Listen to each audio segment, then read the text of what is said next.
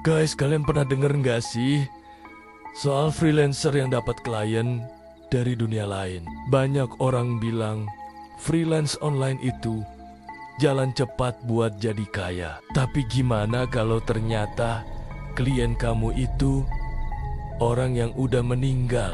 Bayarannya nyata, tapi identitasnya bikin merinding.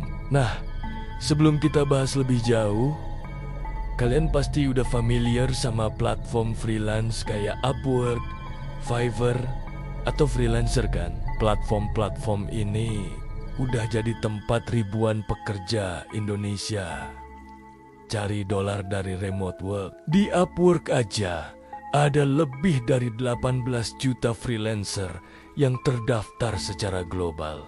Tapi di balik kesuksesan dunia freelance ini, ada cerita-cerita yang gak masuk akal dan bikin bulu kuduk merinding. Pernah viral nih cerita seorang freelancer yang dapat order dari akun misterius. Proyeknya selesai, pembayaran masuk, tapi tiba-tiba akun dan email kliennya menghilang tanpa jejak. Yang lebih creepy lagi, ada thread di Reddit tentang seorang copywriter yang ngaku kalau foto profil kliennya ternyata ada di daftar orang yang udah meninggal.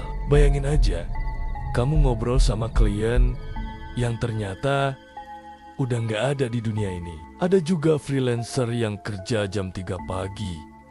Tiba-tiba dengar ada suara ketikan lain di komputernya. Padahal dia kerja sendirian di kamar. Yang bikin tambah merinding, ada yang notice kalau deadline proyeknya selalu jatuh di tanggal 13. Nggak cuma itu, beberapa freelancer ngaku tiap kali buka file brief dari klien misterius ini, selalu ada suara bisikan aneh di headphone mereka. Ada yang bilang suaranya kayak orang nangis, ada yang dengar suara ketawa pelan.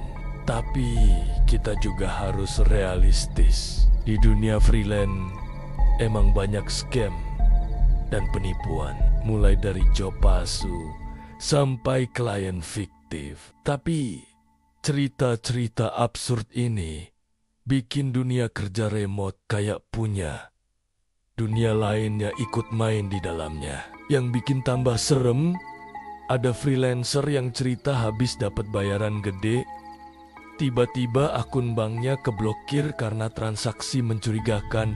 Ada juga yang mulai mimpi buruk tiap kali buka laptop buat kerjain project tertentu. Mungkin kerja remote itu bukan cuma soal internet dan skill, tapi juga soal siapa yang ada di balik layar.